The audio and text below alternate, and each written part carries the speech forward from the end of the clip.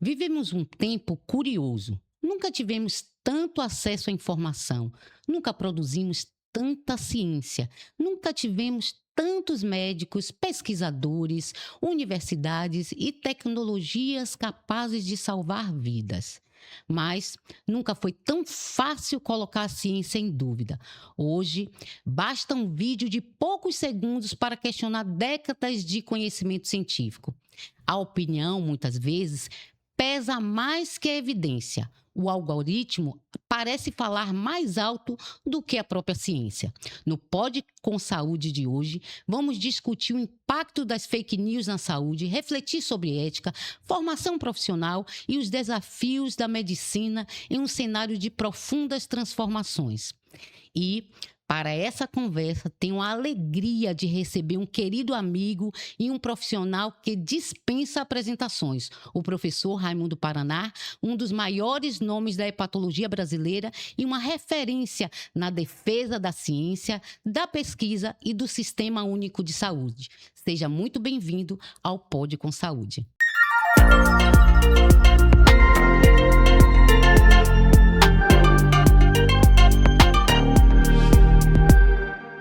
Nosso convidado de hoje é uma pessoa muito especial, é uma pessoa super querida, mas é um profissional, um pesquisador, uma pessoa de referência no Brasil e no mundo na área de hepatologia, mas que fala muito sobre a fake news na saúde. Tem muita coisa para a gente conversar hoje, então eu queria primeiro agradecer a sua presença, doutor Paraná, aqui com a gente no Pod com Saúde.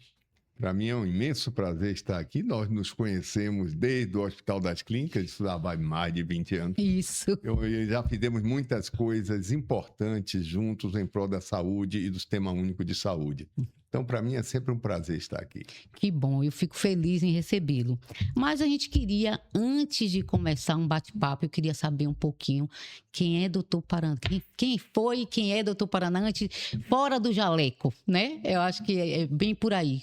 Como foi sua infância? Me fala um pouquinho da sua vida, da sua experiência de vida nesses anos. Perfeito, eu sou Raimundo Paraná, um cidadão brasileiro, médico, filho de Raimundo Paraná Ferreira, um grande advogado dos mais competentes e éticos que a Bahia já conheceu. Quem está dizendo isso não sou eu, mas a própria Sociedade Baiana e a OAB, que o homenageou, de Alice Paraná, uma mulher fantástica, uma oradora fantástica, espírita, e que se dedicou ao estudo das religiões, especificamente, mais profundamente, da religião espírita.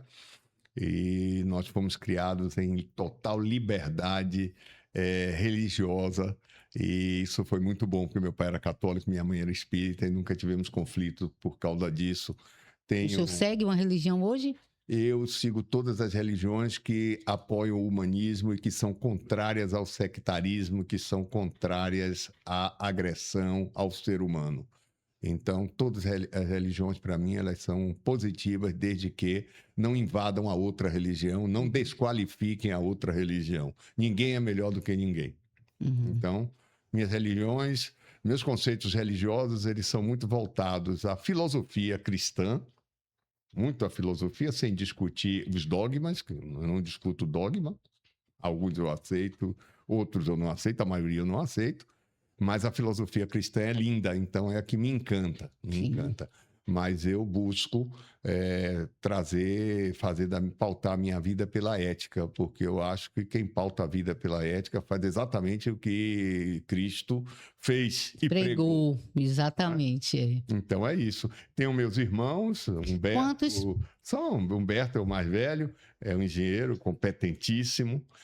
Minha irmã foi advogada, mas tornou-se empresária.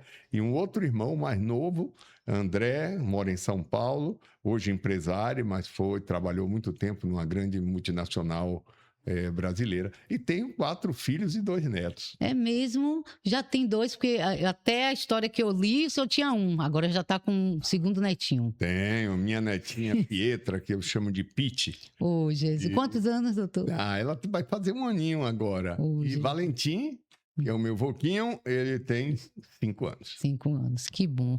Uma família realmente de base, né? Constituída pela ética, né, que o senhor sempre fala e diz.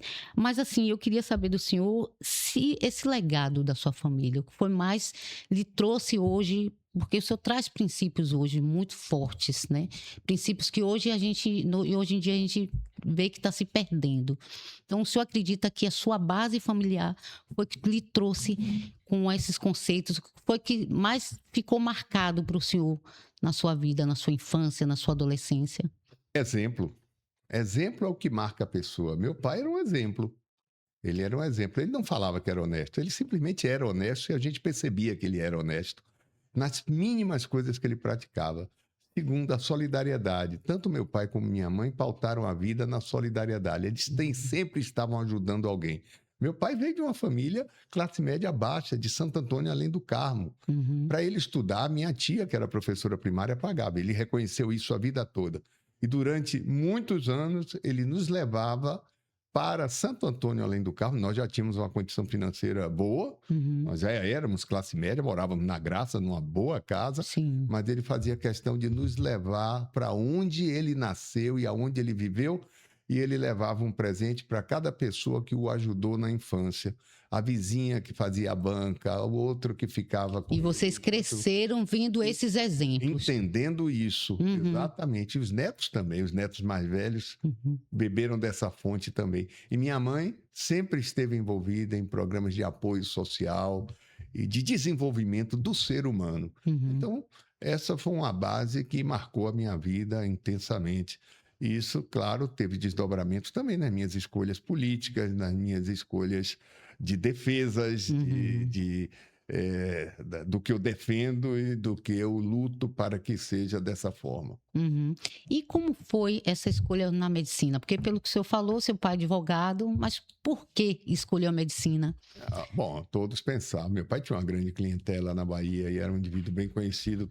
E o meu nome foi colocado, eu acho que no subconsciente, já pensando nisso, mas ele nunca, nunca me falou sobre isso. Sim. Ninguém me falou sobre isso. Sim. Nós tivemos total liberdade para escolher o que a gente queria, Uhum. embora eu soubesse que faria ele muito, muito bem e eu o faria extremamente satisfeito, mas eu tenho uma cabeça mais biológica. Eu acho que eu até seria um bom advogado, mas minha cabeça sempre foi biológica, muito Uhum. biológica. E a profissão que eu achei que eu podia congregar tudo que eu aprendi na minha vida Sim. familiar e ainda devolver algo mais, porque você tratar da saúde de uma pessoa é uma coisa Sim. linda, Linda maravilhosa. demais. Era a medicina, e foi por aí que eu acabei escolhendo a medicina. E a hepatologia? Foi ela que escolheu? Hepatologia. Como foi? Porque, né, diversas especialidades que a gente tem na área de medicina, como foi que o senhor resolveu fazer hepatologia? Por quê? Olha, Gonzaguinha dizia Tem alguma... toda pessoa é a lição diária de outras tantas pessoas. O curso médico, ele é um curso tutorial, né? Um professor, ele precisa ser um paradigma. É por isso que eu digo que não é possível a medicina brasileira com essas unisquinas brotando em qualquer lugar, porque você não tem professores assim. Não tem professores com essa capacidade de serem professores paradigmas, aqueles que fazem um imprint na sua alma, Uhum. né? Eu tive a sorte de ter vários professores no Hospital das Clínicas. Era uma escola fantástica. Euni Rocha, Armênio Guimarães, e tantos outros. Albino Novaes, Edgar Carvalho, que ainda está por aí. Uhum. Mas na gastroenterologia eu comecei cedo. Eu tinha um oftalmologista que era muito amigo de um gastroenterologista.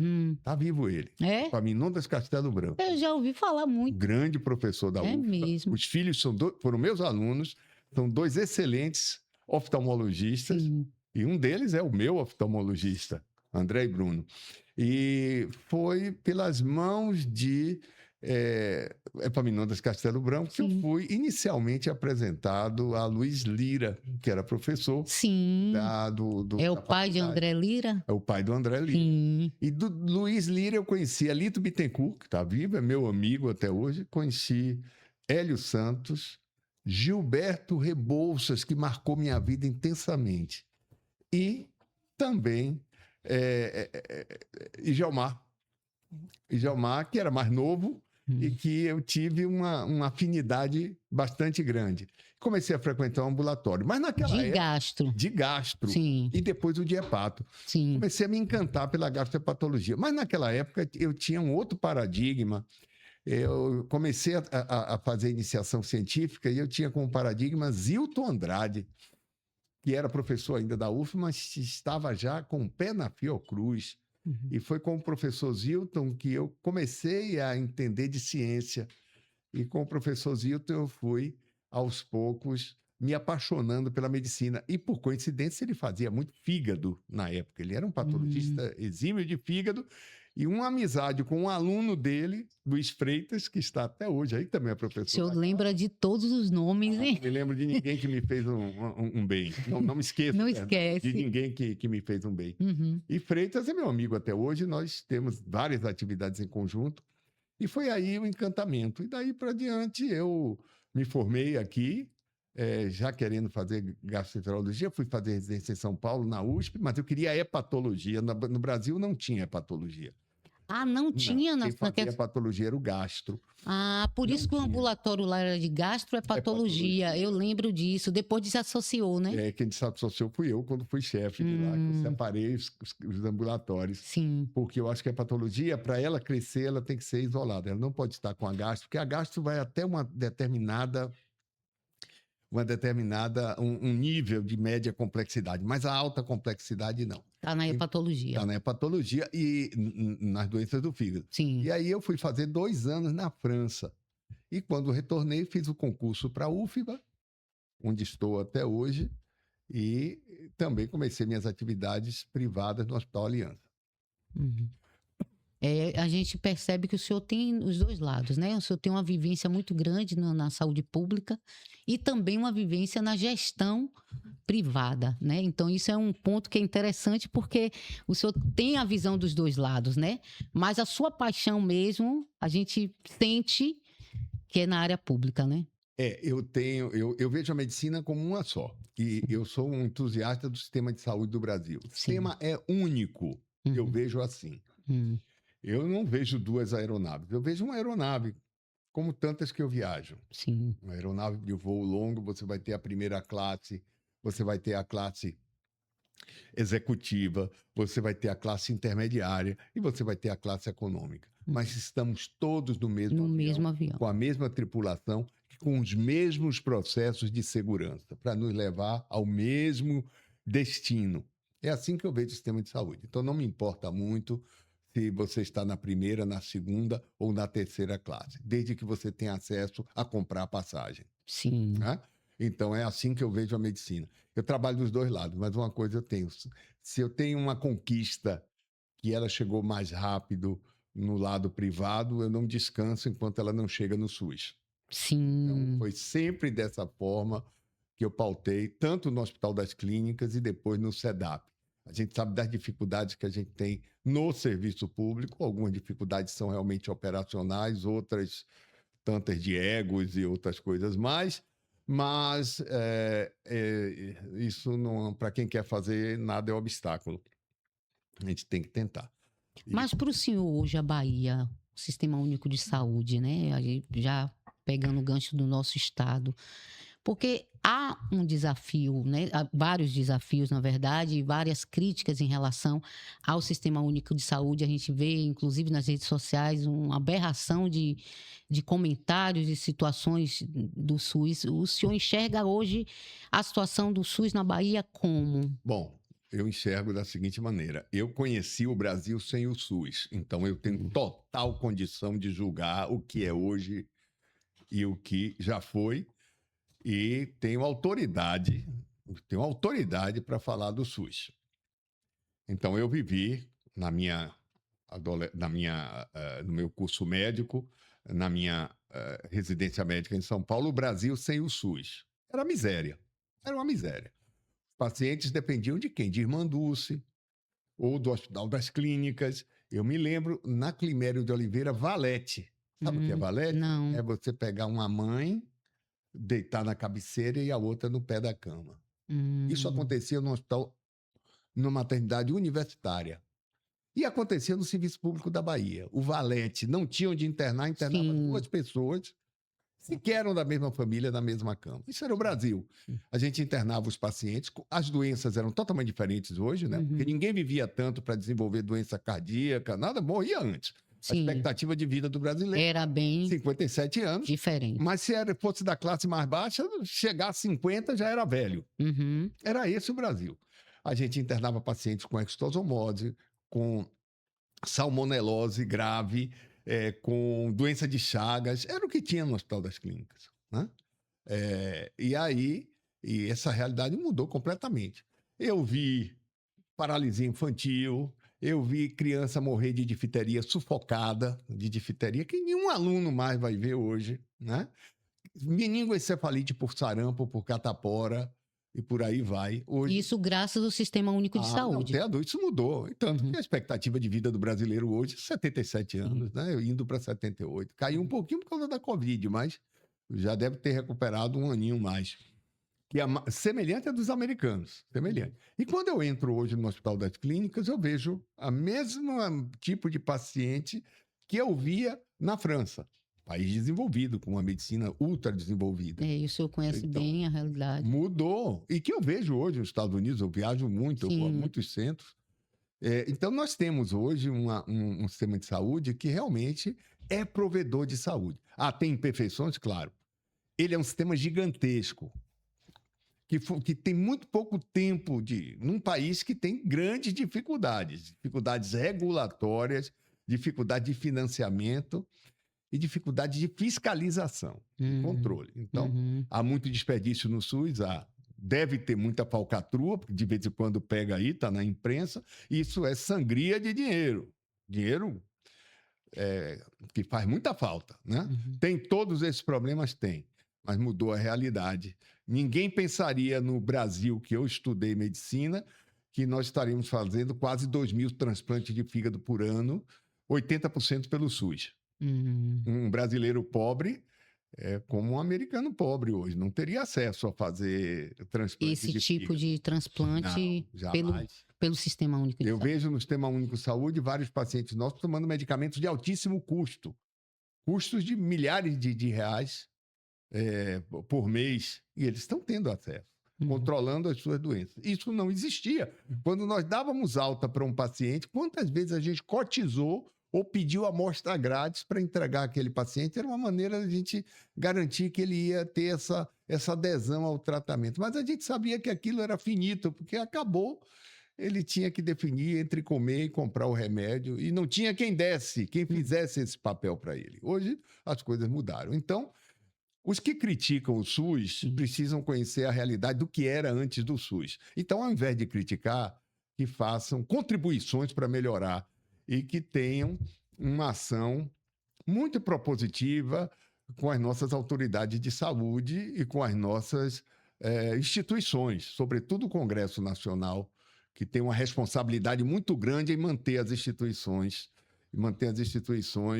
de maneira correta, com bom financiamento, e nunca desperdiçar dinheiro, porque cada tostão desperdiçado com uma emenda ruim, com uma emenda que não tenha chegado à sua finalidade, faz falta para alguém, faz falta para um brasileiro. Então, na verdade, a gente percebe, doutor Paraná, que, na verdade, o SUS ele é um projeto, né, robusto, como o senhor mesmo fala, um projeto grandioso e que trouxe, né, nessa comparação do antes e o agora, muitos benefícios. Mas, infelizmente, a gente sabe que algumas coisas acontecem pelo meio do caminho, que acaba esses desvios, essas coisas acontecendo, e aí quem sofre é a população. Sem dúvida, mas o SUS hoje... Quem imaginou ter uma UPA com todos os problemas das UPAs? Quem imaginou ter uma SAMU no Brasil?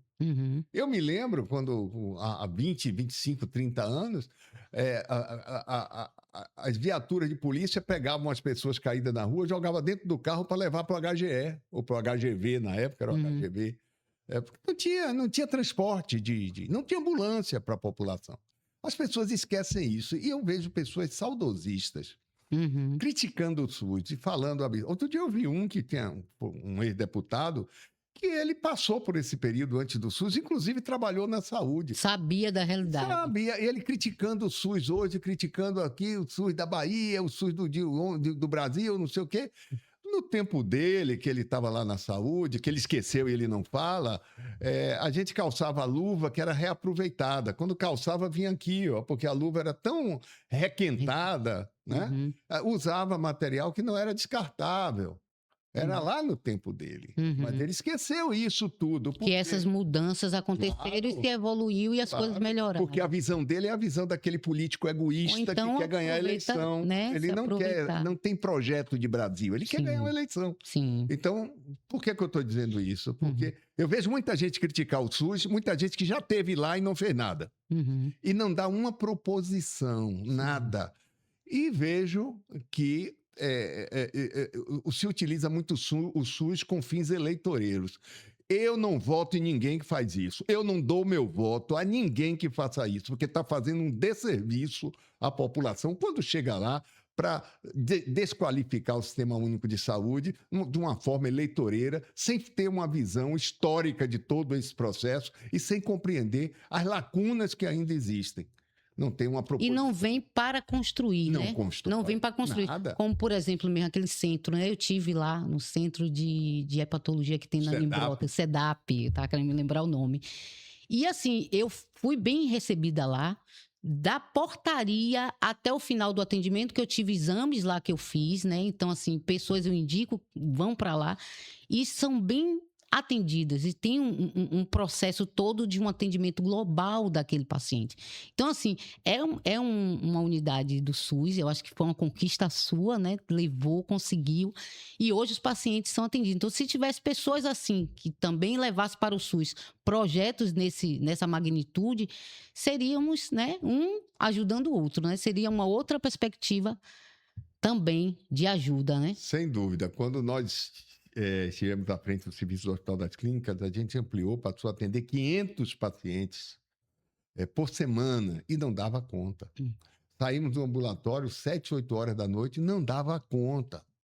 Por quê? Porque os pacientes eles chegavam e não saíam nunca mais, porque não tinha para onde mandar. É um grande problema, é a demanda, né, doutor? A demanda é grande, muito você grande. Não tem a chamada contrarreferência. Eu melhorei esse paciente, eu preciso desafogar o serviço para atender um paciente grave. Preciso mandar para um outro serviço de menor complexidade. Para onde manda?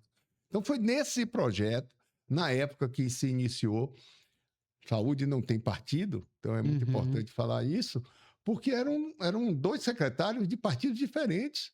Era José Antônio, que era da prefeitura, Sim. que era, salvo engano, do PFL na época, e Jorge Sola, que era do PT, que era do governo do Estado. Sim. E a gente conseguiu conversar, dialogar e criar referência contra referência. Na prefeitura, a Carlos Gomes ficou como uma espécie de unidade de baixa complexidade, uma triagem na Carlos Gomes, e criamos também na Liberdade e no Vale das Pedrinhas. Sim. Isso na prefeitura. No governo do estado, a gente organizou a alta complexidade no Sistema Único de Saúde, junto com o Ministério da Saúde, e deixamos o projeto do CEDAP Fígado para média complexidade, para receber os pacientes que precisavam de um acompanhamento mais sofisticado, mas que não estavam em condições críticas, não eram pacientes para transplante, etc. Esse projeto ocorreu nesse período e depois, já em 2020, como o secretário era Fábio Vilas Boas, Sim. e Fábio me chamou e disse: conseguimos aprovar o projeto, e foi no meio da pandemia que a gente fez esse projeto. Vamos esperar a pandemia? Não vamos esperar nada, vamos fazer agora. Fazer assim. E começamos, e ali a gente deu o imprint que queria dar. Tudo humanizado. As pessoas têm lá a sua televisãozinha para ver, seu cafezinho, sua água. Ali ele faz o ultrassom, ele faz os exames necessários. Os exames de sangue, para não ter que ficar rodando a cidade. Ali do lado ele tem assistência farmacêutica de baixa e de alto custo. Ou seja, a gente busca nutrição, etc. A gente buscou dar um atendimento integral ao paciente. E ali é um dos grandes orgulhos que eu tenho. E todo mundo que está trabalhando lá foi residente meu. Então, isso é uma... Tá tudo em casa, né, doutor? sim, porque todo mundo conhece Conhece como é a filosofia. linha que o senhor trabalha, A né? filosofia Então, é essa. uhum, Eu sempre digo aos meus alunos, são tempos de jargão, né? O ser humano acima de tudo e a ética acima de todos. É uhum, assim que a gente deve trabalhar. Isso não importa se você está no hospital privado ou no hospital público, você tem que ser assim. uhum. Doutor Paraná, eu queria agora falar um pouquinho da hepatologia, né? Eu sei que as hepatites virais, né? Ela antigamente tinha eram maiores índices de hepatite, se discutia muito. Hoje é gordura no fígado, hoje é obesidade, hoje é diabetes. Enfim, como é que está? O que é mais crítico hoje na hepatologia? Eu queria que o senhor explicasse um pouquinho para a gente. Excelente pergunta, porque isso retorna ao SUS. Uhum. Realmente, chegou num determinado momento, e aquele momento que você estava lá no hospital, Sim. que 70% dos atendimentos eram por hepatite. Uhum. Era uma loucura, sobretudo a hepatite C. A hepatite C foi muito transmitida no Brasil na década de 60, 70, 80 e 90, justamente porque você não tinha a lei de uso de descartáveis e você não tinha o SUS para obrigar o uso de descartáveis e você não tinha o SUS para vacinar contra a hepatite B. Então, hepatite B e hepatite C era um flagelo.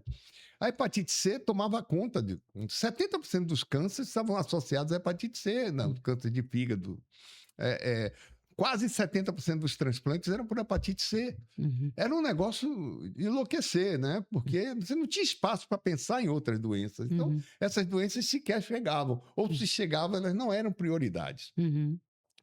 Quando nós começamos a organizar o Programa Nacional de Hepatites Virais, que começou comigo e com o Mittermeier, Reis da Fiocruz, Na Fiocruz, e depois a própria Sociedade Brasileira, que na época o senhor era presidente. foi presidente, a gente capilarizou isso e começou a fazer o tratamento da hepatite C, que na época era dificílimo, porque era com medicamento caríssimo injetável, mas já fazia no SUS.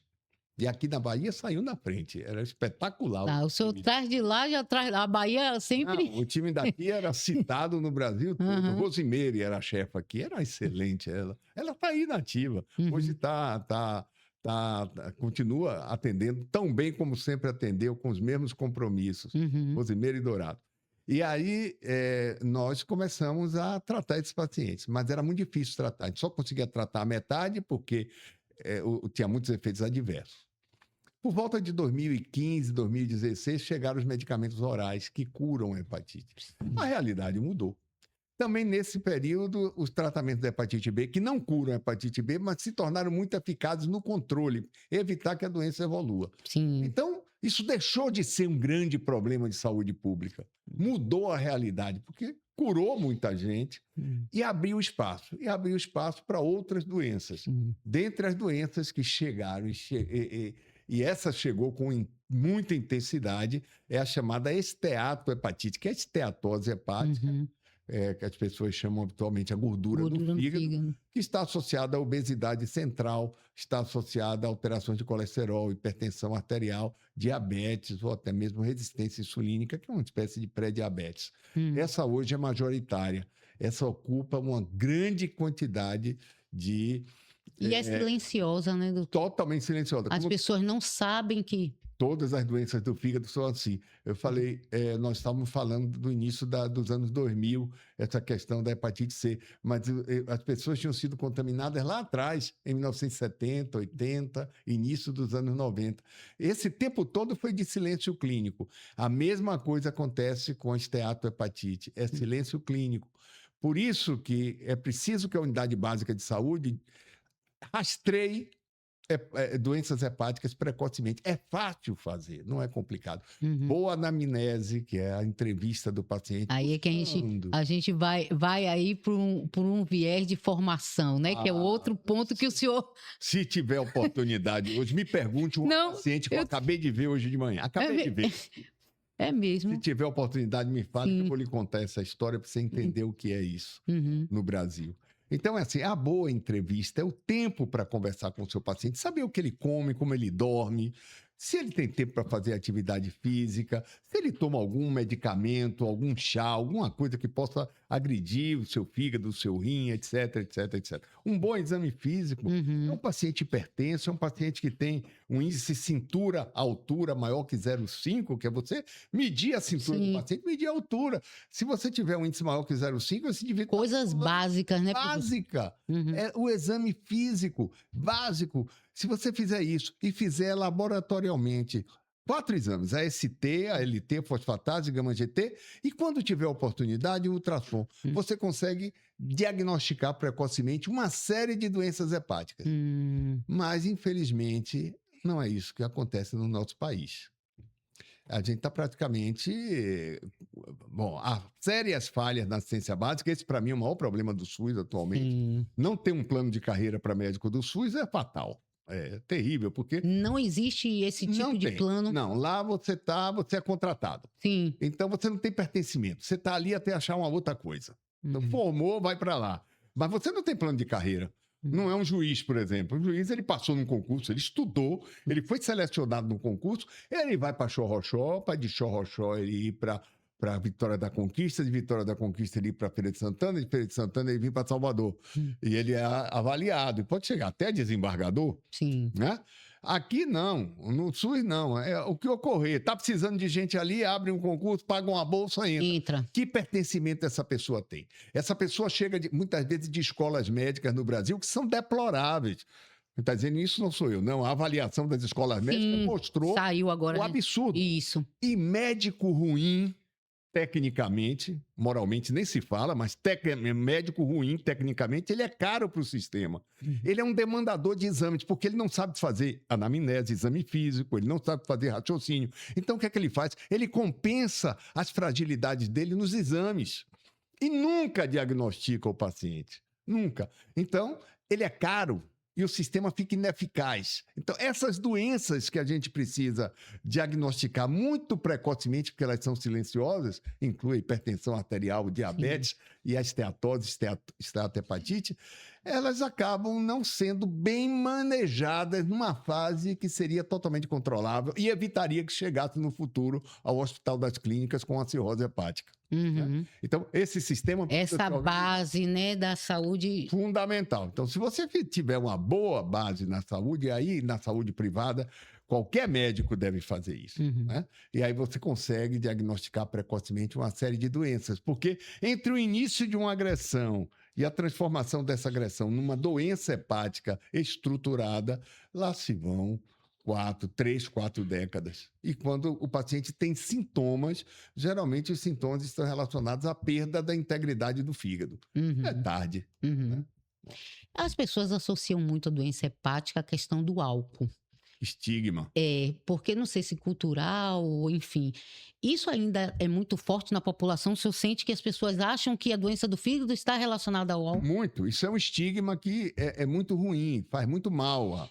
Primeiro, porque muita gente que tem a orientação, olha, tem um probleminha no seu fígado, tem receio de que isso seja associado ao seu consumo do álcool.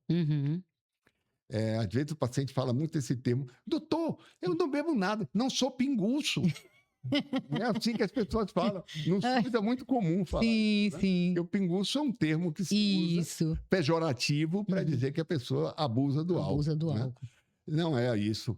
O álcool, no Brasil, mais de 25% da população adulta, e agora mulheres e adolescentes cada vez mais, consomem álcool em faixa de risco. Qual é essa faixa de risco, doutor? Olha, para a doença alcoólica do fígado, a gente não tem mais aqueles conceitos muito clássicos que tinham, porque depende muito da individualidade, da genética do indivíduo. A faixa e também do contexto que ele vive, da alimentação, da atividade. Sim.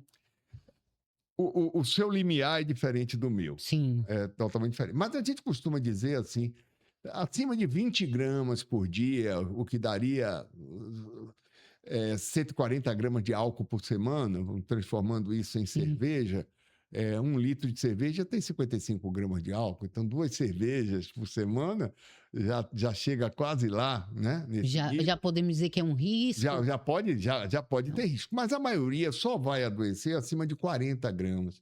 Mas quando o indivíduo já tem uma doença hepática, Sim. Aí é diferente. Aí a gente não está falando da doença pelo álcool, está falando do álcool como comorbidade. Eu costumo dizer assim para os meus pacientes, quando o seu carro está enguiçado, a bateria acabou. Hoje a gente não tem mais isso, mas antigamente a gente tinha o carro na ignição, assim, aquela coisa que o carro ficava frio. Se você deixasse de ligar 3 dias, ele não pegava. Você tem que empurrar para pegar no tomo. Então é isso aí. Para empurrar para pegar no tomo, você pedia muita ajuda. Isso é o álcool. Sim. Você ia beber muito, botar muita força para poder você desenvolver a doença. Na hora que você tira o carro da inércia, você leva com uma mão só. É mais ou menos assim. Se você já adoeceu pelo álcool, qualquer quantidade de álcool ela é nefasta. Já é Se você problema. tem uma outra doença hepática, uma hepatite C ou uma esteatohepatite e bebe, o álcool vai turbinar. Ele vai fazer a doença evoluir. Já não vai ser uma doença pelo álcool, ela vai ser uma doença turbinada pelo álcool. Entendi. Então são conceitos diferentes. Entendi. Mas de uma maneira geral, as doenças alcoólicas do fígado são mais ou menos 15%, 20% de todas as doenças do fígado. A maioria está em outras esferas. As pessoas, quando eu disse que eu ia gravar um podcast com o senhor, falei com algumas amigas, inclusive colegas jornalistas, disseram, Suzy, pergunte a ele sobre os hormônios. Porque hoje a gente vai num médico e a maioria deles, ainda mais a gente da faixa etária acima de 40, de 50, passam logo hormônios. E aí a gente fica na dúvida, porque muita gente, né, coloca essa questão do hormônio muito delicada, porque pode ter um impacto. Como é que o senhor vê essa questão? Olha, não tem dúvida, tem mais práticas. Dúvida não tem nenhuma, porque a Federação Brasileira de Ginecologia e Obstetrícia tem as suas recomendações e não recomenda isso. É a maior entidade nacional que congrega a ciência na área de obstetrícia e ginecologia. Está lá no site deles. A Sociedade Brasileira de Endocrinologia e Metabologia faz a mesma coisa. A americana faz a mesma coisa, a europeia faz a mesma coisa, a asiática faz a mesma coisa, a latino-americana. Então, essas pessoas que dizem diferente têm mais práticas. Hoje, voltando ao caso, vou aproveitar que você deu a Sim, quero saber. E vou falar dessa paciente que chegou. Pode falar. Uma pessoa, uma trabalhadora jovem, que vai a um médico porque está com redução da libido e fadiga. Quem não tem redução da libido e fadiga quando está estressado, quando tem seus problemas familiares, todo mundo vai ter. Isso não tem nada a ver com hormônio. Osmário Salles costuma dizer, libido é 90% cabeça e 10% hormônio. Ou seja, na maioria das vezes não tem nada a ver com isso. E libido em mulher é dependente de estrógeno, não de testosterona. Isso é uma invenção.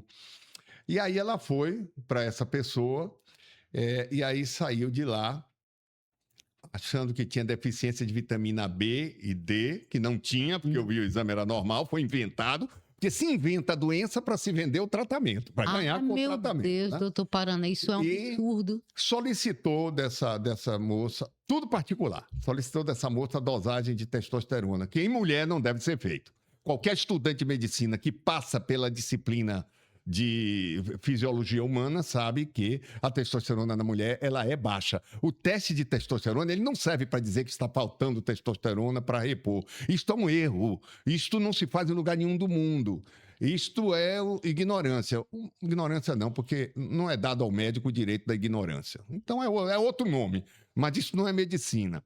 E aí, baseado naquele exame, que é inapropriado para essa conduta. Que não deveria acontecer. Porque o exame ele é feito justamente para o contrário. É para saber se você tem hiperandrogenia, que pode acontecer em alguns tumores, na síndrome da hiperplasia ovariana, do estroma ovariano.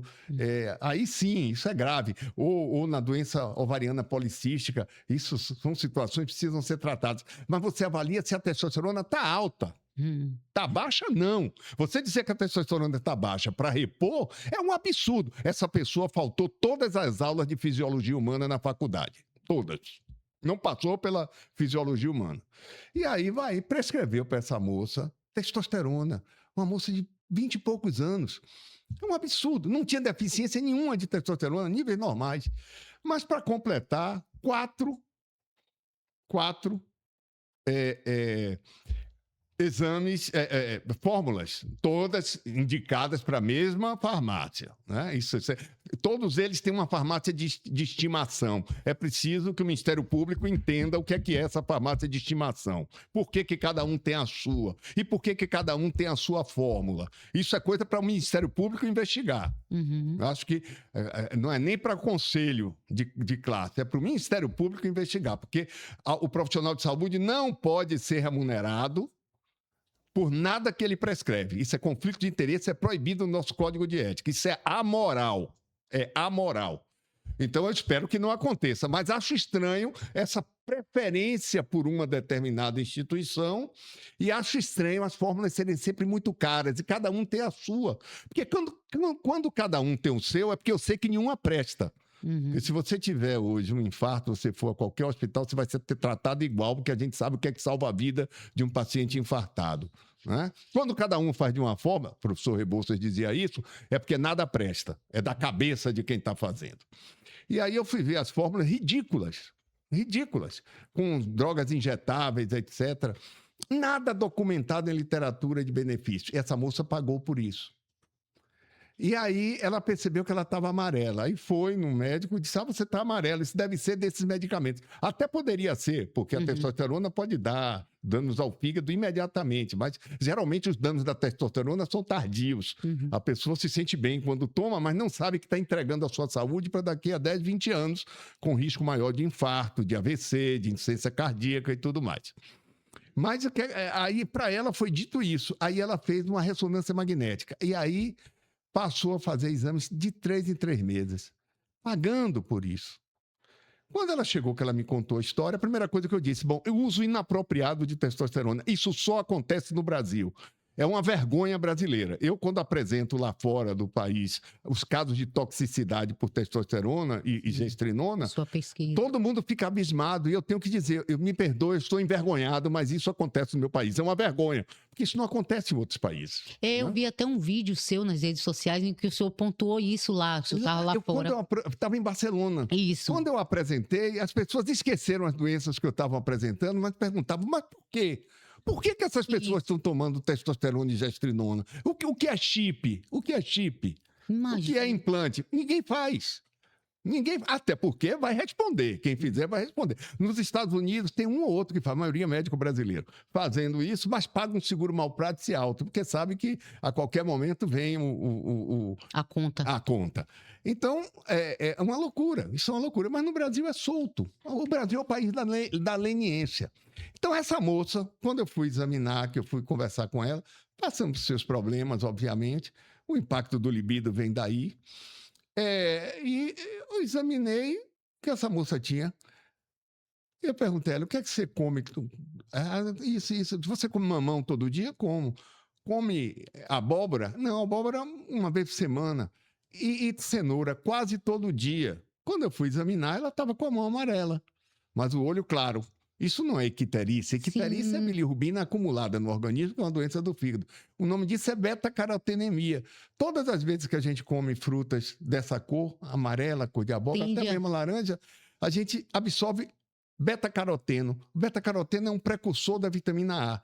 Como a gente não pode produzir muita vitamina A, porque ela pode ser nociva, sobretudo ao fígado, o organismo sabiamente deposita na mão, na pele, mas aparece muito nas mãos e na região plantar, nos pés. Sim. Isso não é icterícia, isso nada mais é do que uma questão nutricional. Sim. E essa moça gastou mais de um ano gastando dinheiro fazendo ressonância magnética e tal. Por isso que eu estou lhe dizendo, médico ruim é médico caro para o sistema. Imagine isso no SUS. O custo e o desperdício. Mas aí eu vou lhe fazer um questionamento que, na verdade, eu acho que a maioria das pessoas que estão nos assistindo tem essa dúvida. Como nós, que não somos médicos, não entendemos muito, né? Às vezes até já está fragilizado, chega em um consultório, inclusive em clínicas particulares, como mesmo o senhor citou, como é que a gente consegue identificar de que aquele procedimento que o médico está tomando conosco é o correto? Porque às vezes a gente fica assim, poxa, eu confio no médico. E tem isso, né? Meu médico passou, eu confio nele. É ele que faz a análise, não somos nós. Então, como é que o paciente lida com isso para identificar de fato como é isso? Suzy, é complexo. A gente tem algumas ferramentas, nenhuma delas dá garantia total, mas são barreiras para você não cair na mão de um indivíduo desse. Sim, Primeiro, as redes sociais deram voz a pessoas que se acham ungidas, né? E que passam informações que são totalmente descabidas. Mas essas pessoas são muito bem preparadas e passam de maneira convincente. Alguns têm milhões de seguidores. Tem ainda a questão de celebridades irem às redes sociais para fazer. Recentemente a gente teve um desserviço exatamente. imenso de uma celebridade aí com essa soroterapia inútil e que Isso. e que pode adoecer. Já tivemos pacientes internados no hospital por causa disso. Inclusive, muitos médicos foram para redes sociais Lógico. treinar isso e falar sobre isso. Eu acho que foi por boa fé, porque qualquer pessoa que tenha boa fé não faria uma coisa dessa. Talvez a pessoa tivesse inebriada, porque é um ser humano que também está susceptível às armadilhas da rede social. E as armadilhas da rede social são muito convincentes. São médicos que geralmente são muito bem arrumados, barbinha preparada, mulheres bem musculosas.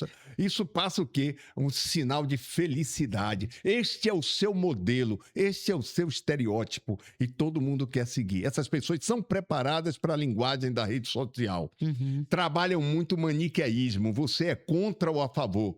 Em medicina, ninguém é contra e a favor. É uma ciência. Se eu largar esse copo aqui, ele vai cair. É a lei da gravidade. Eu sou contra a lei da gravidade? Eu posso ser contra a lei da... Não faz sentido. Ciência. É ciência. Lei da gravidade é a massa é atraída para o centro da Terra. Pronto. É mais ou menos assim. Então, eu não sou contra isso aqui. Isso aqui devia subir. Não pode ser. Não posso falar disso. Então, isso não é ciência. É a mesma coisa em medicina. Ninguém é contra ou a favor. É o que tem de evidência científica. Então, Agora, mas identificar isso. mas eles criam essa linguagem. Então, eu vou chegar lá para dizer quais são as ferramentas que a gente... A gente precisa Então, saber. fuja desses que falam médico novo, médico antigo, médico moderno, médico médico discurso. atualizado, esse discurso. Esses indivíduos com seus terninhos muito bem arrumadinhos, consultórios muito luxuosos. Médico que trabalha não tem tempo para isso, não. Nem dinheiro para isso, porque é difícil. Eu me lembrei de um episódio aqui que eu fui no... Deixa eu contar essa. Vale. Quando o senhor falou assim, chega no consultório muito arrumado, tem até concierge. Isso. Não sei se o senhor deve conhecer. Conheço. E aí eu fui nesse consultório e assim, muito bem equipado, eu estava com muita dor, já tinha ido em alguns médicos, não consegui, me indicaram ele, eu fui. Mas ele foi de uma postura, assim, realmente que eu fiquei impressionada com a forma como falava de si, né? Naquela vaidade super valorizada. E ainda indicou vários medicamentos, inclusive, né, as injeções, enfim. E aí depois mandou procurar a concierge, que ia falar mais a respeito. Então, assim, quando o senhor falou disso... Eu me lembrei logo desse fato em que eu mesma passei essa situação. E como eu, né, já sou uma pessoa de longa história de vida dentro de hospital e conheço os profissionais, eu, claro, fiquei de pé atrás, mas muita gente não tem essa visão. Mas, assim, esse seu depoimento é importante, porque todas as vezes que você encontrar um médico assim, vai lhe atender dizendo que é isso, que é aquilo, que tem um protocolo próprio, fuja. Eles costumam dizer também que fizeram pós-graduação na Harvard. Minha gente, a Harvard tem cursos de final de semana que você se inscreve aqui, faz online e pode chegar lá na frente, tirar uma foto e dizer que foi pós-graduado. Tem nada disso. Você tem que olhar o currículo Lattes, porque se o indivíduo é um pesquisador, ele tem que ter currículo Lattes. Currículo Lattes, você entra na plataforma do CNPq. Se não tiver, é impostor. Outra coisa, que você vê se o indivíduo é impostor ou não. Se ele fala que é especialista numa especialidade que não existe, é uma especialidade... tem várias modistas por aí. E eles mudam. É como trocar de roupa. São os mesmos mudando de especialidade. E aí você vai ver o RQE. RQE, é isso que eu ia dizer, né? Ele vai no site do próprio CREMEB, né? Entra no site do CFM, Do conselho. do Conselho de Medicina, portal CFM. Sim. Lá você procura serviços. Em serviço você procura busca por médicos. Aí você digita o nome do médico, o local que ele atende e o CRM dele. Sim. Ali vai lhe dizer qual é a formação do indivíduo. A imensa maioria desses aí não tem nem residência médica em clínica médica. Não tem nada. Eles dizem que tem pós-graduação. Que pós-graduação? Curselho de final de semana por falsos professores, que são os mesmos que fazem essa prática nefasta que se chama monetização. É atrair o paciente e dali fazer o paciente ser um gerador de recursos para ele. Então, o paciente sai, vai para a concierge, já recebe a ligação da farmácia para poder fazer o orçamento. Ainda tem o desplante de dizer que já vai lhe dar um desconto nesse orçamento, já vai para a sala tomar a soroterapia do artigo 171 do Código Penal, já vai fazer... Tudo articulado. Tudo articulado, com um volume de exames absurdo. Médico que pede muito exame não está pensando em você. Ou ele é moralmente ruim ou tecnicamente ruim. O exame físico, o exame laboratorial e de imagem, ele tem que ser baseado no eixo do raciocínio clínico. Ele serve para confirmar ou não o seu raciocínio clínico. Ele não é para diagnosticar. Chegar e passar. Chegou, passou um monte não sabe nem interpretar. Aí é selênio, cobre, pedir cobre é um atestado de ignorância total. É ignorante quem pede cobre, sobretudo num paciente que chega sem sintoma algum, só para...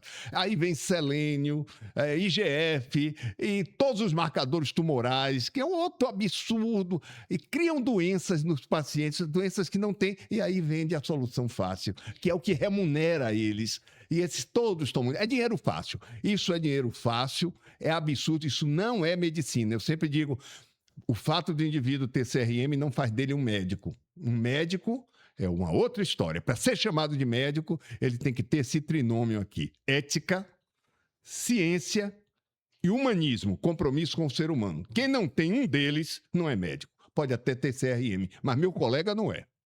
Entendi. Então, doutor, uma coisa que o senhor falou aí sobre a questão da medicalização, né? Então, faz exame, passa medicamento e aí a pessoa compra. Hoje a gente vai nas farmácias. Eu tenho uma dúvida e acho que é a dúvida de muita gente. A farmácia hoje faz um cadastro seu, né? CPF, seus dados e tal. Há uma correlação dessas informações que essa farmácia tem com o médico que passa o medicamento? Então, como é que... A gente tem muita dúvida. Essas farmácias magistrais, que são as fórmulas, dizem que sim, eu não sei. Sim. Mas a maneira como a coisa é feita é muito suspeita. Essa coisa só pode ser nessa farmácia. A farmácia já saber da prescrição antes do paciente chegar lá, o que fere a ética, né? Uhum. Um médico que fala para alguém terceiro sobre alguma coisa que ele prescreveu num consultório, ele está ferindo a ética, porque ele está quebrando o sigilo médico. Isso precisa ser denunciado ao CRM, ele precisa responder por isso, né? Já na farmácia, o indivíduo vai com uma receita, vai comprar num balcão de farmácia, há muitas outras coisas. Pode-se suspeitar que seja a própria indústria identificando quem é o médico que prescreve a sua droga para fazer alguma ação com esse médico multiplicadora, o que também é deplorável. Pode ser a própria farmácia entendendo qual é o perfil de pacientes que procura o seu balcão. Sim. E buscando reforçar alguma coisa nesse sentido, também publicitário. Uhum. Eu não vejo sentido algum, porque essa história de eu dou o desconto, se você me der seu CPF, exatamente. isso não entra para mim. Eu não conheço. Agora, eu comprei na França algumas medicações. Ninguém me fez isso. A única coisa que ela me pediu foi uma prescrição minha e o meu número do conselho. Sim. A única coisa, eu fui lá, eu atuei na França, então comprei o remédio lá. Assim, nos Estados Unidos, você vai no balcão, entrega, vai buscar depois. Ninguém lhe pergunta, ninguém toma o número da Dados. Seguridade Social, que vale o nosso... Ninguém toma isso. Isso é coisa do Brasil. Olha, eu costumo dizer, Suzy, com muita dor e muita dor, Sim. este é o país da falcatrua. O nosso país, ele tem... É uma espécie de vocação. Isso vem lá da colônia, é cultural. A vocação para falcatruas. E conta com a leniência. Tudo aqui é tolerado. Ninguém fica indignado quando vê as coisas. Isso das mínimas coisas. Olha, como minhas filhas estudavam no Vieira, eu as levava de manhã. Eu trabalho muito, então era o horário que eu tinha para estar com elas, conversar. Então eu pegava de manhã e ia levar no Vieira. Aí eu ia lá atrás, fazia o retorno e pegava a fila para ter acesso ao Vieira, porque era uma ladeira. Eu moro ali no Canela, também vejo essas... Pois é, você conhece bem. Conheço. Lá na fila. Quando eu estava chegando, tinha um monte de pai com filho passando na frente. Acontecia muito com a gente. Não é? Porque a minha filha estudava no Sacramentinas. Então a gente vinha também, pegava essa fila. E aí acontecia isso o tempo todo. Sabidão, é o que tira vantagem em tudo. Isso aqui é uma coisa normal. E na área de saúde... Esse pai está ensinando isso para o filho dele. Sim, a base que a gente falou lá no início. É a mesma coisa. É a mesma coisa. É aquela coisa da tirar a vantagem, de primeiro eu. Isto é o quê? É falta de educação cívica. De civilidade, de cidadania. E a gente tem isso. Isso vai esbarrar e só aumenta na medida que as facilidades vão chegando. Ganhar dinheiro dessa forma, monetizando a medicina, ficou fácil. As redes sociais... Isso é um outro ponto que eu acho que eu queria que o senhor falasse um pouquinho. Porque, assim, será que a gente está perdendo para as redes sociais? Estamos perdendo. Não é à toa que os grandes grupos econômicos querem dominar a rede social. É terra de ninguém. Ali você mente, nada lhe acontece. E quando a gente fala disso, alguém fala liberdade de expressão. Pô, é de uma imbecilidade. Olha, quem viveu no país, no Brasil, na década de 70 e 80, sabe o valor que dá hoje a ter liberdade de expressão. Porque os que defendem hoje essa liberdade de expressão foram os mesmos que apoiaram a falta de liberdade de expressão lá de trás. Sim. Eu vivi esse país, onde o Hospital das Clínicas foi invadido porque a gente foi criticar a política de financiamento das faculdades. Foi invadido, bombardeado com bomba de gás lacrimogênio, e nós tivemos que subir para tirar os pacientes ortopédicos que não podiam aspirar o gás lacrimogênio. Era isso. Era isso. Não tinha liberdade de expressão nenhuma. Isto é falta de liberdade de expressão. Agora, o que se faz da rede social, mentir, destruir reputações ou criar factóides para ganhar dinheiro, não. O nome disso é crime. Crime, isso não é liberdade de expressão. Mas é um tabu falar nisso, né? Porque as pessoas falam, liberdade de expressão, não pode. Tem aquela situação, doutor, que aí eu vou falar também. Muita gente vê o senhor falando, porque eu acompanho o senhor nas redes sociais e outros médicos, e tem muito médico dentro da sua mesma filosofia que está combatendo, inclusive, profissionais que atuam nas redes sociais com as mentiras que o senhor já citou aqui. E eles se incomodam muito quando vocês falam, né? Eu acho que, né? Eu sei que o senhor é muito querido, mas também deve ter muita gente que não gosta. E aí, conviver com essa luta constante nas redes sociais contra essa desinformação. É dureza, porque eu não ando muito em rede social, não. Na verdade, que até quem toma conta da minha filha, eu não tenho habilidades, não, Sim. com isso. Mas posso dizer o seguinte, é muito duro. Eu recebo 2, 3 pacientes adoecidos por esses indivíduos, toda semana. No Hospital das Clínicas são 12. De uma forma diferente. No Hospital das Clínicas é muito a propaganda da internet, de suplementos. Eu lembro etc. que, na minha época, o senhor, eu acho que criou o primeiro ambulatório do Brasil, e continua do Brasil. Continua sendo único. Eu lembro que chegavam os pacientes com os medicamentos que estavam tomando porque viu nas redes sociais. Isso, e a gente leva... Como é que está essa pesquisa? Continua, agora mesmo acabamos de publicar. Vários desses suplementos dizem que tem uma coisa, quando a gente analisa na faculdade de farmácia, tem outra totalmente diferente. Um disse que tinha cúrcuma e não tinha bupropiona. né? Que é um medicamento que é usado para emagrecer. Uhum. Isso demonstra a falta de controle no Brasil, né? De Uhum. fiscalização. O senhor falou isso no início do nosso podcast, que realmente a fiscalização era um dos pontos Pontos críticos. críticos do Brasil. Crítico, Uhum. sempre foi. Uhum. Um dos grandes problemas, já foi até pior. Mas, assim, a rede social, ela não para de me surpreender negativamente. Cada coisa que chega me estarrece mais e mais e mais. Não é terra de ninguém. Alguns colegas fazem o trabalho deles. Eu me sinto muito à vontade. Por quê? Porque eu não estou atrás de seguidor. Até não gosto desse termo. Ah, sou seguidor. Parece uma coisa persecutória. Isso. Não Isso. gosto disso. Não tenho nenhuma aspiração para ter milhões de seguidores. Nenhuma. Uhum. Também não vou bater boca com esse tipo de gente, que tudo que eles querem é polemizar para criar dicotomia, contra ou a favor. Aí vem aquele médico velho, médico que está precisando se atualizar. Olha, eu tenho meu currículo lá na rede social. Quem quiser ver quem eu sou, olha meu currículo que está lá no meu Instagram, né? no meu LinkedIn. E não vou dar voz a um sujeito desse que vem questionar a minha formação. Até porque eu sei que quem fizer isso é porque não tem formação. Então, não vou fazer isso. Também não vou. Aí falo, doutor Fulano falou o contrário. Quem é doutor Fulano? Onde eu ando, doutor Fulano não anda. Porque eu ando na universidade, nos congressos, na evidência científica. Doutor Fulano não anda nisso. Ele anda em rede social. Então, eu vou polemizar com o doutor Fulano? Não vou polemizar.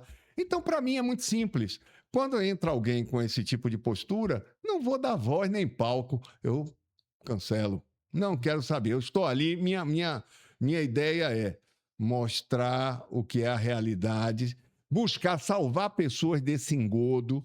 E cada pessoa que eu vejo lá no comentário, ainda bem que o senhor me alertou, porque eu já estava nisso. São Exatamente. vários, né? E a rede social está aí para isso, né? Na verdade, a gente sabe que há um problema da questão da desinformação, dos interesses por trás, mas a postura, como o senhor, como outros médicos que vão para a rede social para ajudar a esclarecer, isso é positivo. Pronto.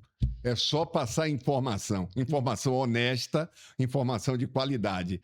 É claro que isso contraria interesses, porque Sim, essas pessoas ganham muito dinheiro, né? sim. São pessoas que, se estivessem trabalhando honestamente, não estariam em carros luxuosos nem morando em apartamentos luxuosos.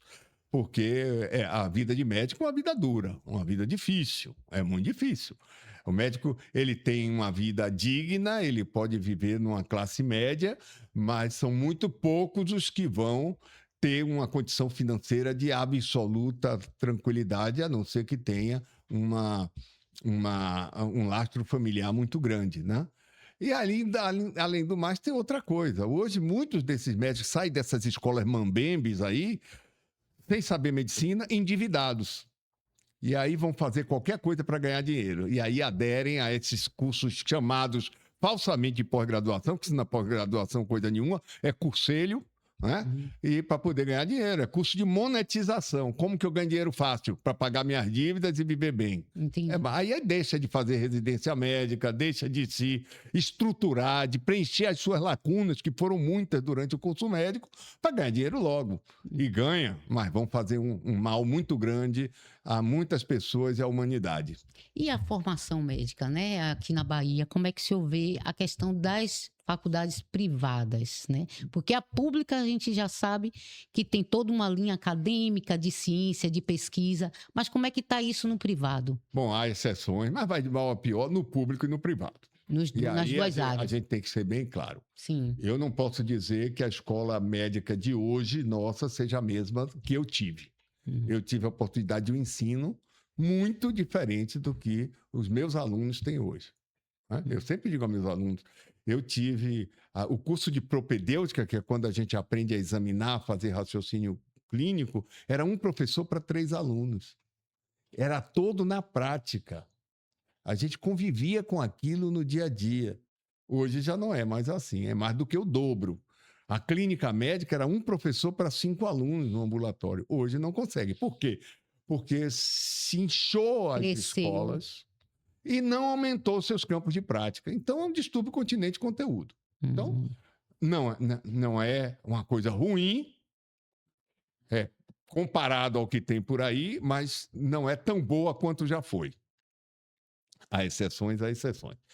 Nas escolas privadas, aí tem de tudo, né? Tem de tudo.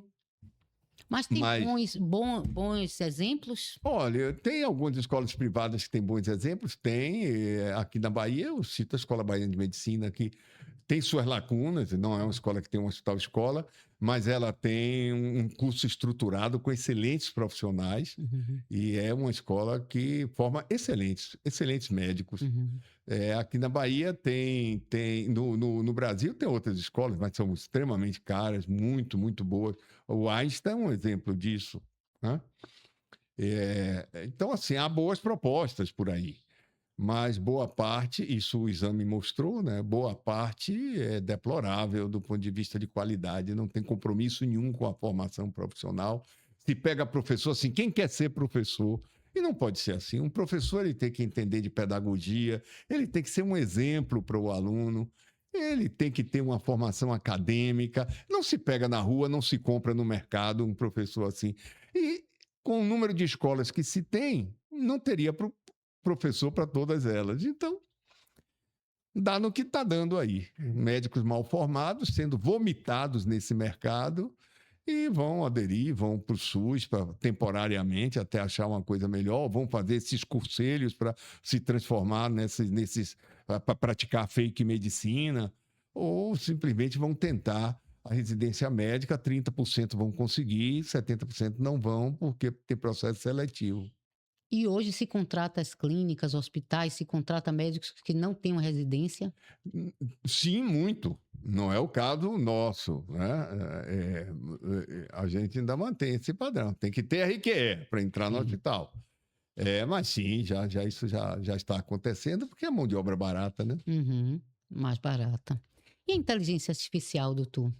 O que é que seu, porque hoje em dia, inclusive nas redes sociais, tem muitos vídeos, né? Inclusive, eu acho que o Drauzio Varela falou semana passada, ou tem 2 semanas, sobre isso, que inclusive usaram a imagem dele e com áudio, né? E isso está sendo algo também explorado nas redes sociais e que é um risco para a população, né? Na área de saúde. E aí eu lhe pergunto: você usar a imagem de uma pessoa para vender um medicamento ou para validar um determinado procedimento, usando a imagem e a voz dessa pessoa, isso é liberdade de expressão ou isso é crime? É crime. Isso pode acontecer livremente na rede social? Não. Isso é coisa de vara penal, não é nem ética. Não é para vara penal. Uhum. Mas acontece e fica por isso mesmo, não é? Claro, essa é tudo tem os dois lados. A inteligência artificial é uma ferramenta fantástica.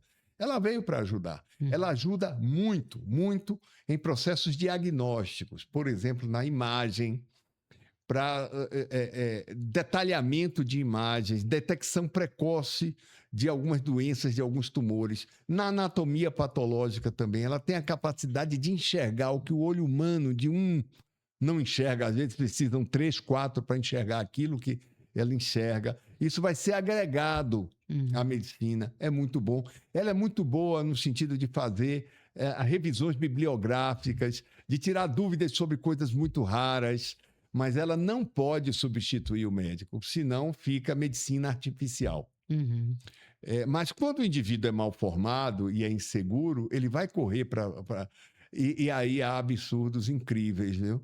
Eu, de vez em quando, faço uns exercícios desse faço uma pergunta sobre um paciente. Eu já ia perguntar isso. Na academia, como é que tá acontecendo cada isso? disparate. Algumas plataformas até dizem, é melhor consultar um hepatologista.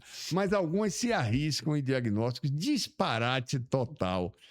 Lógico. Até porque o indivíduo é único, né, doutor? O senhor já falou aqui.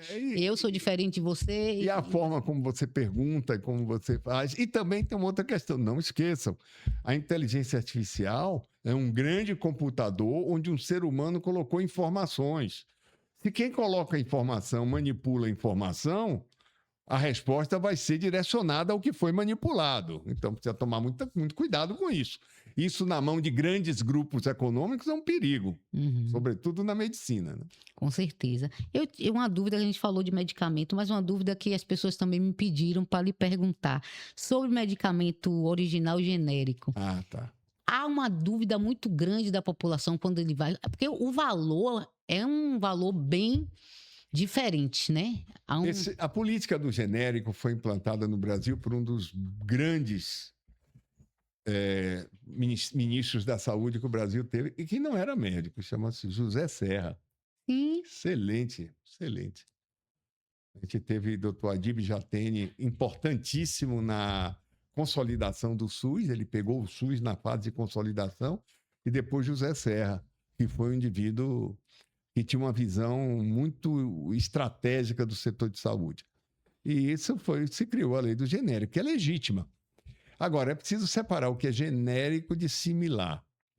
Explica. Quando uma indústria desenvolve um medicamento e ela gastou dinheiro para estudar esse medicamento, as agências de regulatórias, como o FDA, Anvisa, EMEA na Europa, elas exigem estudos robustos. Você começa com estudo em animais, depois fase 1, fase 2, 2A, 2B, 3, às vezes 3A, 3B, e às vezes fase 4. Isso demora 20 anos entre conceber um medicamento e vendê-lo. Vender, chega na ponta. Ao longo desse caminho, de cada 10 medicamentos, 9 vão ficar pelo caminho. Isso é dinheiro investido. Então, na hora que você comercializa, você tem que tirar o dinheiro do investimento. Sim. Por quê? Porque os estados, os governos, pararam de investir em desenvolvimento de medicamentos, porque é situação de risco. O último que investiu foi dos Estados Unidos, mas o Ronald Reagan, em 1982, parou de investir. É muito risco, você bota muito dinheiro para ter. Então, a indústria, ela na hora que ela diz assim, olha, seu estudo foi auditado, você fez todas todo o caminho correto, o seu banco de dados foi analisado, sua medicação ela tem eficácia, tem também problemas, vai para a bula os problemas que ela tem, mas ela tem eficácia e ela pode ser prescrita. Ele vai vender e ele vai tirar o investimento que ele fez. Antigamente não tinha lei, então o que é que acontecia? Ou o indivíduo a indústria vendia o medicamento e alguém copiava rapidamente. Isso desencorajava o investimento, porque ninguém vai investir em uma situação cara como essa se não tem garantia de retorno do investimento, Sim. lógico. Ou simplesmente não tinha lei de patente e ficava só, como não tinha lei de genérico, como éramos nós, Sim. e ficava só com o medicamento de marca, onde a indústria botava o preço que ela queria. Lá nas alturas. Nas alturas, tá? Pelo tempo indeterminado. Então, isso levou a fazer o seguinte: bom, você tem 5 anos para você explorar economicamente, tirar o que você investiu e ter seu lucro. Depois disso, a gente vai, quebra a patente e outros laboratórios podem Vão produzir. poder também. A própria indústria, que é detentora da patente, procura laboratórios que são laboratórios de confiança, geralmente laboratórios sólidos, multinacionais, que têm processos de avaliação de qualidade, etc. E aí negocia um royalty.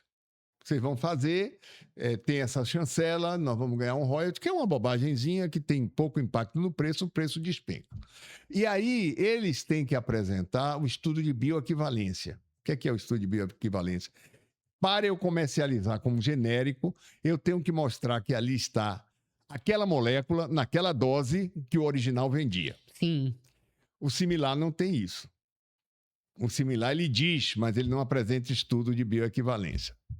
Então, há uma grande diferença entre genérico e similar. E as pessoas não sabem disso e confundem. Isso. E muitas vezes, o balconista da farmácia indica o similar, por algum motivo, sei lá qual, mas ele acaba indicando o similar. Mas o resultado desse similar não Quem sabe? Se eu não tenho estudo de bioequivalência, eu não tenho nem como saber se aquela dose... Se vai fazer efeito ou não. Então, eu não sei. Eu sempre digo aos meus pacientes... vocês escolham o que vão fazer, porque eu não tenho nenhuma prova nem propriedade para dizer que há fraude nisso. Mas, de vez em quando, existe fraude sim, porque é noticiado na imprensa. Uhum. Mas a segurança é maior com o genérico, sem dúvida. Entendi. Essa é uma dúvida que, na verdade, as pessoas têm, e aí eu disse, não vou deixar de perguntar. Mas eu queria fazer um bloco aqui de um bate-bola. Eu sempre faço, eu acho interessante. Eu vou lhe perguntar uma coisa, tentar ser bem com uma palavra ou com uma frase. Um hábito essencial para a saúde. Atividade física. Um erro comum da população. Muito comum da população achar que o que é natural não faz mal. Um maior mito que o senhor considera na saúde. Maior mito da saúde hoje em dia é tão difícil definir porque são tantos e tantos e tantos, mas eu acho que o maior mito da saúde é considerar que a indústria farmacêutica ela é um demônio que só quer lhe enganar e só quer... Não é verdade. Tem suas falcatruas, tem, mas ela é regulada. O demônio mora em outra casa. Uma dica que todo mundo deveria seguir. Atividade física, bons hábitos e beber pouco. É? Uma palavra de esperança para a saúde pública. O Sistema Único de Saúde, ele é o maior programa social, de reparação social, que o mundo já conheceu. E o Brasil tem esse programa. Então, essa é a nossa joia. Enfim, doutor, eu, na verdade, só tenho a agradecer. Se eu queria deixasse uma mensagem, se quisesse complementar alguma coisa que a gente não falou aqui, que o senhor considera importante para quem está nos assistindo. O que é importante, minha gente, é não acreditar nas redes sociais. Busquem outras ferramentas que vão ajudá-la a escolher seu médico. Não caiam nessa história de shots, nessa história de suplementos e de injetáveis, etc. E sejam espertos, porque tem muita gente, em nome da medicina, de uma falsa medicina, tirando o seu dinheiro e adoecendo você. Que bom a gente estar aqui com o Dr. Paraná. Estivemos aqui com o Dr. Paraná e foi um bate-papo que tem muita informação, muita coisa para a gente colocar. E eu queria só agradecer a sua presença mais uma vez e dizer que nosso podcast Pode com Saúde está vindo justamente para a gente trazer pessoas. Nós tivemos aqui no primeiro episódio a enfermeira, que foi uma mulher, a enfermeira Doiane da prefeitura, que ela falou muito bem das vacinas. Depois, no segundo episódio, a gente teve Sheina Vasconcelos, que eu acho que o senhor conheceu, uma psicanalista e psicóloga, que a gente veio falar das emoções. E agora o primeiro homem médico, né? Não poderia ser melhor que o senhor. Então, eu queria agradecer pela sua presença, né? E dizer da minha satisfação e alegria do senhor ter trazido tanto conteúdo importante para a gente. O agradecimento é todo meu. Como eu disse, eu conheço há muito tempo, né? E sei exatamente a qualidade do seu trabalho. E vim tranquilo, porque eu sabia que a qualidade seria essa daí. Talvez o maior legado que possamos deixar não seja apenas descobrir novos tratamentos, mas também fazer com que as pessoas voltem a confiar naquilo que ao longo da história mais salvou vidas. A ciência, a ética e a informação de qualidade. O Pode com Saúde nasceu justamente com esse propósito: aproximar a ciência das pessoas, democratizar o acesso à informação de qualidade e combater a desinformação por meio de fontes confiáveis. Afinal, é somente com conhecimento baseado em evidência que conseguimos construir uma sociedade mais consciente e mais saudável. E a você que nos acompanhou até aqui, fica um convite: seja um multiplicador da informação responsável. Na saúde, compartilhar conteúdo também é um ato de cuidado. Fique por dentro das principais notícias de saúde, acesse o nosso portal Com Saúde Bahia, acompanhe nossos conteúdos também nas nossas redes sociais. Até o próximo episódio. Pode com Saúde. Fique bem, fique com saúde.